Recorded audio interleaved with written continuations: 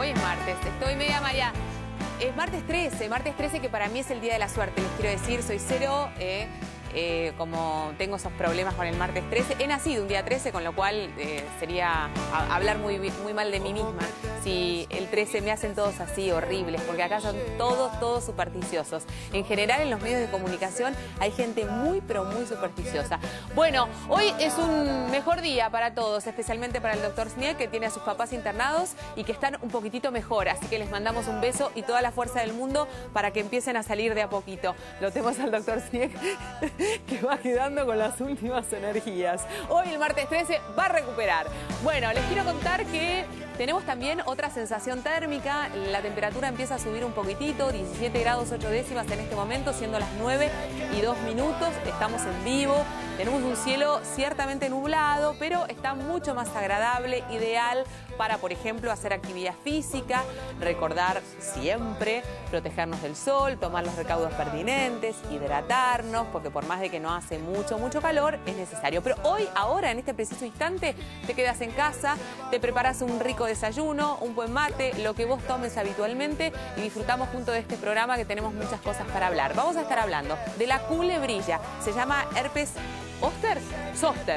Herpes zóster. Que esto también, hablando de superstición, tiene mucho de superstición. Dicen que la culebrilla te puede ahogar, que se puede enredar en tu abdomen y, en fin, hay una cantidad de cosas en el campo, en el norte, en el sur, van cambiando de acuerdo a las creencias de cada uno. Lo cierto es que esto es un herpes, que hay un tratamiento y que hay que ir al médico para eso, ¿eh? Así que vamos a hablar de esto en un ratito y vamos a escuchar a la dermatóloga especialista. Vamos a hablar de rehabilitación cardiovascular. Problemas cardiovasculares sabemos que es una problemática muy pero muy importante, que no solamente afecta a los hombres, afecta también a las mujeres. Hoy los problemas cardiovasculares en las mujeres son un tema central y lamentablemente no terminamos de tomar conciencia con respecto a esto. Las mujeres también sufren del corazón y no solamente de ánimo, ni de angustia, ni de depresión.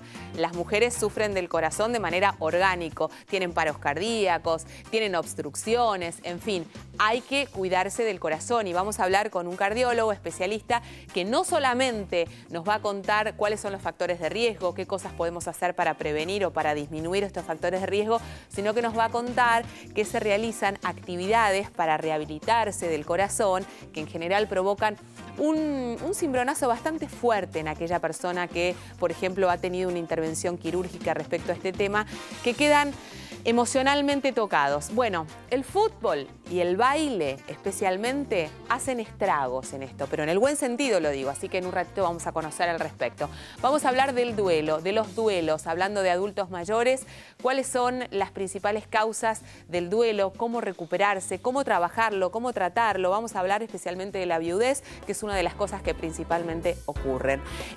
Todos estos temas hoy aquí en Red de Salud. Recuerden, 9:04, estamos en vivo, 17:08 la temperatura. Y la encuesta de la semana tiene que ver con los mosquitos. ¿Cómo te cuidas de los mosquitos en casa? No solamente del dengue, de todos los mosquitos, ¿eh? Vamos a ver qué medidas uno puede tomar en casa para prevenirnos de los mosquitos. www.tvpublica.com.ar. También podés consultarnos a través del Facebook, www.facebook.com.ar/Red de Salud y nuestro mail reddesalud@tvpublica.com.ar. Otro de los temas, porque viajamos a la provincia de San Juan, de San Juan. Allí fuimos a conocer otra realidad y que es muy interesante y quiero que estén muy atentos a todo un estudio que se está yendo allí en un centro de salud, donde las realidades en cada una de las provincias van cambiando y muchas veces cuando las enfrentamos a las propias realidades de las grandes ciudades decimos, pero ¿cómo puede ser? Vamos a hablar de los embarazos prematuros o del embarazo adolescente, de chicas que quedan embarazadas entre los 13 y 17 años y cómo la interpretación de esto o la sensación que se tiene respecto de buscar un hijo a los 15 o 16 años cambia muchísimo en la provincia de San Juan que en la provincia de Buenos Aires, por ejemplo. Así que estos serán temas del día de hoy. Me voy para allí. Allí está el doctor Snieg con la energía que le queda. ¿Cómo va? ¿Cómo estás? Bien. Me alegro. Hoy más Quería tranquilo. recordar, Sí. porque hay gente que está votando en la página de Facebook. Ah, que no voten en la página de Facebook. No, la página de Facebook no, tienen que entrar a la página de la TV Pública para la encuesta. Bueno, fundamental, www.tvpublica.com.ar. Bien, ahí sí. Nos escribió Susana Flores. Susana, que es de Zapala, Neuquén, nos cuenta que tiene una nena de 6 años que sufre de hematuria recurrente y todavía no saben la causa, quiere saber más o menos qué es y cómo seguir los estudios. La hematuria es la emisión de sangre por la orina. Puede ser microscópica, o sea que uno no lo ve, solamente le informan en el laboratorio cuando miran con el microscopio que hay algunos glóbulos rojos en cantidad, y macroscópica es cuando uno la ve a simple vista y ve la orina roja. La hematuria recurrente es una hematuria que viene y se va durante un periodo de tiempo. Seguramente ya la estudiaron y la recontraestudiaron, pero si esto se extiende más allá de determinada cantidad de meses, el estudio que falta, que no sé si lo tenés hecho, es una biopsia renal. Así que si no la hacen ahí en Zapala, tendrás que ir hasta Neuquén y averiguar con un nefrólogo infantil, porque es el estudio que faltaría para completar, para ver cuál es la causa de esta hematuria. Y hay que seguirlo, es algo importante. Es importantísimo, por supuesto que sí. Bueno, es fundamental. Mónica, no sabemos de dónde es, dice: ¿por qué puede ser que viva con diarrea y no se me vaya nunca? Con esa pregunta sí, porque ya debe estar Mónica cansada de tener diarrea. En realidad, Mónica, las causas de la diarrea pueden ser muchísimas, muchísimas. Muchas de estas, con el simple interrogatorio que se llama, o escuchatorio, como decimos algunos, en la entrevista médica, se sabe la causa. Otras veces hay que investigarla con algunos estudios de laboratorio. La lista es larga, incluye intestino irritable, poscirugía, enfermedad inflamatoria intestinal, mala absorción, infecciones recurrentes, trastornos funcionales. Pueden ser muchísimas. Si tu clínico no lo puede resolver o todavía no te derivó a un gastroenterólogo, no dejes de ir a un gastroenterólogo, porque lo importante es que vos no sigas con esta diarrea, porque puede ser o signo o síntoma de alguna otra enfermedad, o puede luego ocasionarte alguna otra enfermedad. Así que no te quedes como que esto es la normalidad. Sergio, a propósito de esta consulta, quiero hacer como una intraconsulta. Cuando un chico tiene diarrea, sí. ¿Cuánto tiempo espero? ¿Cuánto tiempo es lo prudencial para decir, bueno, forma parte de la normalidad, a propósito de los parámetros de cómo uno discriminar cuándo ir al médico, cuándo no ir al médico? Puede tener un día de diarrea producto de algo que haya comido que le haya caído mal. ¿Espero 2 días? ¿Espero 3 días? Bien, depende de muchas cosas que se analizan en el curso agudo de la diarrea. Si esta diarrea es muy importante, que al chico lo puede deshidratar, lengua seca, decaído, orina poco, la piel seca, hay que consultar en el momento al médico. Fenómeno. Si es una diarrea que el chico tiene 1, 2, 3 deposiciones durante el día, no tiene sangre, yo la puedo esperar 1 o 2 días y ver qué pasa. Si la diarrea viene con hilitos de sangre, o uno ve sangre directamente en la materia fecal, y es un chico que aunque no esté en mal estado general, aunque no esté deshidratado, yo tengo que ir al médico igual, porque hay que tomarle un cultivo por el tema de la Escherichia coli. No son muchas las diarreas. La Escherichia coli es la que va a ocasionar el síndrome urémico hemolítico en algunas oportunidades, y no siempre, y no todas las Escherichia coli. Me perdí. Y lo que pasa es que está mareado, está con falta de sueño, compréndanlo. Fui y volví con el tema. No, sí, que efectivamente a propósito del tiempo. El chico toma buena cantidad de líquido, esta diarrea no se extiende en el tiempo, no tiene hilito de sangre, la gran mayoría son autolimitadas, no necesitan ninguna medicación y se van solas. Muchas veces tomar antibiótico para la diarrea puede ser perjudicial, más que nada en las diarreas por esta Escherichia coli, porque la Escherichia coli tiene una toxina adentro y esa es la que va a ocasionar el SU. Muchas veces el síndrome urémico hemolítico. Si yo tomo antibiótico, mato la bacteria, libero la toxina, y esto puede ser perjudicial, puede ser peor. Así que no hay que tomar antibiótico ni ningún medicamento de venta libre para la diarrea si no tiene indicación médica. ¿Cómo sabe el doctor? Hoy está así como con falta de sueño, pero no puede parar de hablar. Verborrágico. Verborrágico, exactamente. Bueno, a propósito de verborrágico, nosotros no vamos con otro verborrágico, vamos con el doctor Yacoub. ¿Cómo va? ¿Cómo te va? Yo me llevo el mate, perdón, hoy estoy como muy desprolija, pero lo necesito, les quiero decir. Bueno, vamos a hablar de un tema denso, pero no lo hagamos denso, pensémoslo desde el punto de vista positivo, cómo enfrentar algo que es muy común, que es el duelo. ¿Qué es el duelo? Mira, el duelo es una... Primero, esto es importante, que siempre tenemos que pensarlo desde un punto de vista positivo. ¿Por qué? Porque es la reacción normal del sujeto ante una pérdida. Una pérdida que puede ser un ser querido, un trabajo. Hoy en la gente grande muchas veces tenemos duelos prolongados por una jubilación que no aceptaron o que les costó. Digo, pero a lo largo de la vida, digo, la mujer cuando da a luz un chico, que es la mayor alegría, al mismo tiempo es un duelo. ¿Por qué? Porque pierde esa panza, esa comunión que tenía con el chico. O sea que el duelo, es decir, las pérdidas están a lo largo de toda la vida. ¿Cómo las manejemos? Convivimos con ello todo el tiempo. Todo el tiempo. En realidad lo que tenemos que ver es cómo cada uno tiene cierta flexibilidad para adecuarse a ciertos cambios que nos impone la vida. Cuando nosotros hablamos de los duelos, primero que nada es importante distinguir algunas cosas que fueron falsos preconceptos durante muchísimo tiempo y que todavía figuran en manuales de psiquiatría, de psicología. Como por ejemplo que el duelo tiene un tiempo limitado, entre 6 meses y 1 año. Mentira. Y esto que marcás es muy interesante porque en general la persona que atraviesa un duelo y que está realmente muy afectada por esa pérdida, por ese proceso de pérdida, necesita de una referencia en tiempo. Es muy habitual que esto ocurra. Voy al psiquiatra, voy al psicólogo porque la verdad es que no puedo conmigo misma. Necesito que el psiquiatra o el psicólogo me diga, mira, esto es un proceso de 2 años y me encasillo en ello, como si esto fuera estanco para todo el mundo. Exacto, mira, el tema es que no es estanco y que tiene mucho que ver con el significado que tuvo esa tarea, esa persona, eso que perdiste para vos, en qué momento lo perdiste. No es lo mismo cuando uno está con el trabajo, con toda tu vida en funcionamiento y tenés una pérdida, que cuando quizás esa pérdida es lo único que tenés en tu vida, o cuando estás en un momento donde estás débil, o cuando fue una relación muy dependiente. Es decir, hay tantos elementos que se ponen en juego una pérdida, que poder decir cuánto tiempo va a tardar, a veces es cierto que es una referencia y de hecho hay, por ejemplo, la religión judía te dice en 1 año se supone que esto va a tener que terminar, pero son aproximaciones.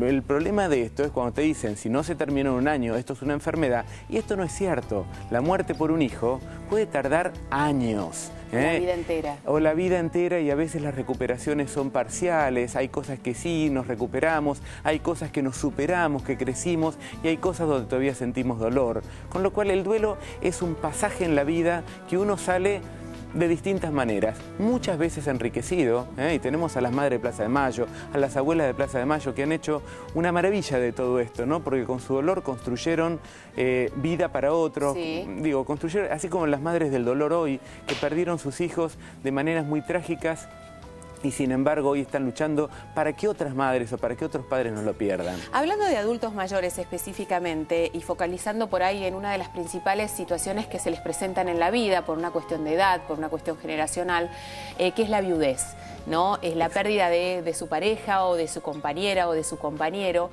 Más allá de la identificación o de la dependencia que tenga esa relación, esto también coincide con un momento muy especial de la vida, como vos recién mencionabas.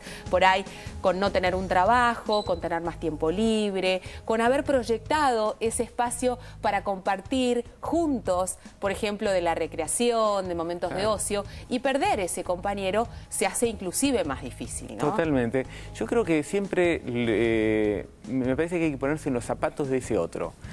Imagínate conviviendo desde hace 50 años con una persona y donde tu vida es mitad tuya y mitad del otro. Es como si fuera tu mano derecha. ¿Por qué? Porque en realidad gran parte de las cosas de la casa las hace el otro, gran parte de las cosas donde uno se reconoce, uno cómo se reconoce, cómo se ve todos los días, desde cómo uno se piensa y cómo el otro te piensa a vos. Exactamente. Entonces uno en alguna medida empieza a generar como una especie de comunión con el otro, donde cuando el otro se pierde una parte tuya.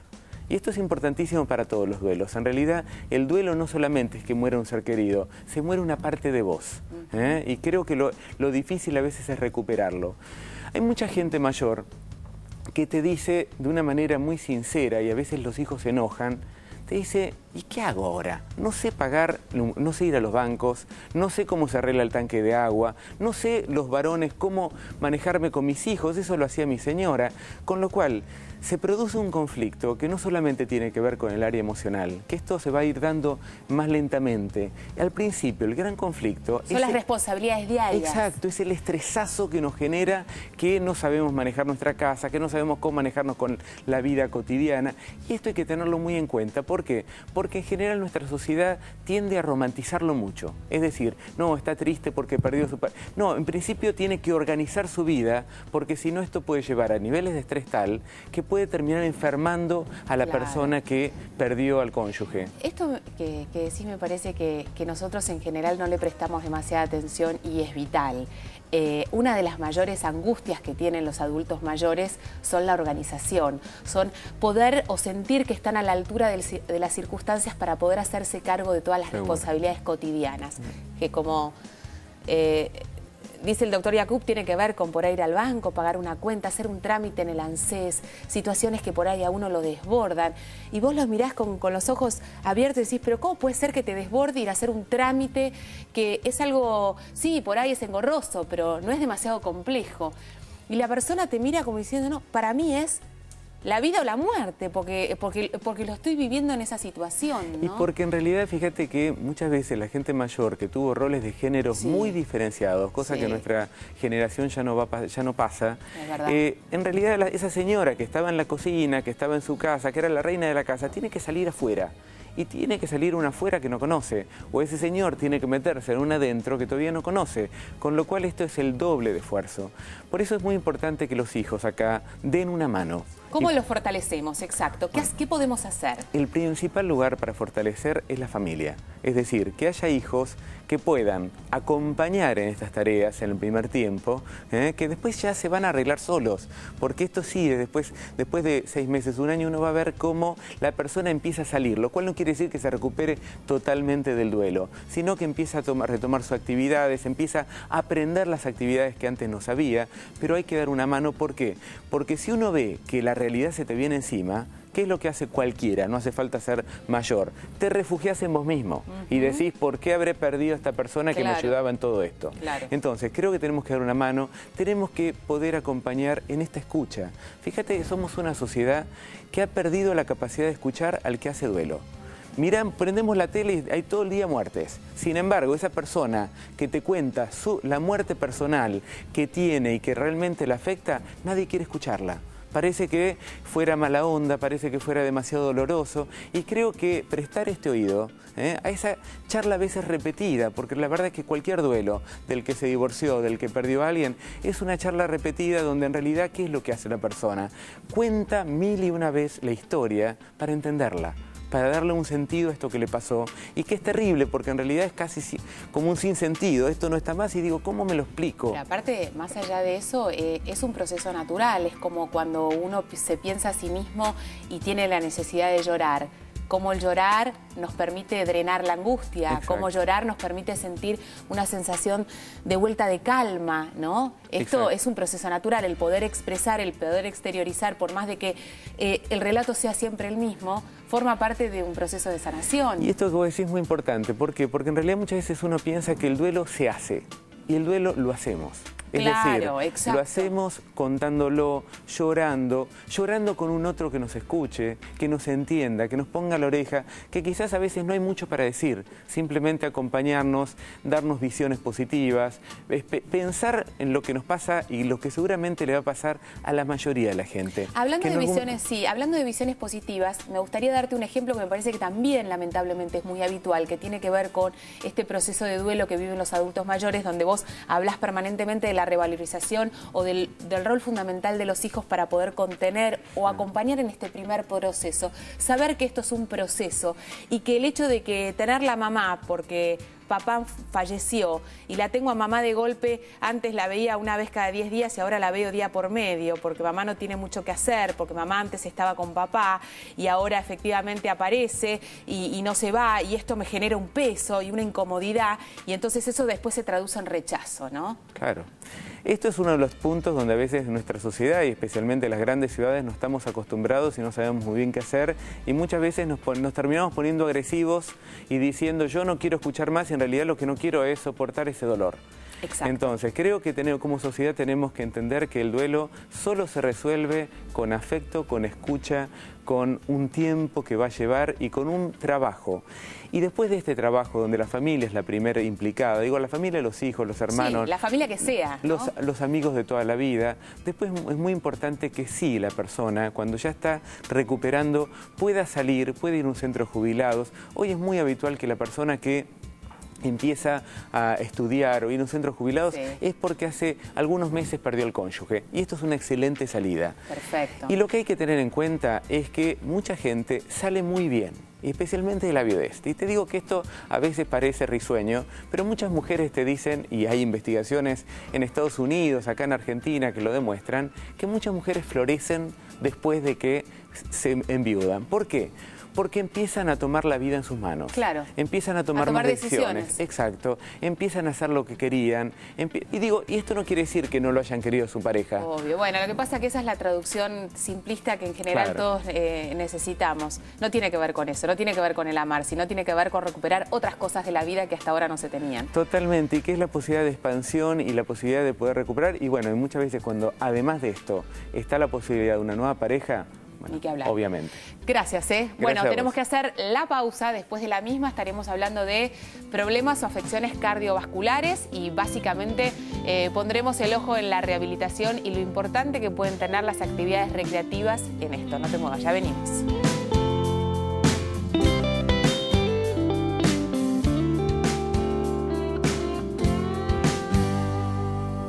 Recién ahora puedo ver más claro. Por más que busque nunca aparecerá.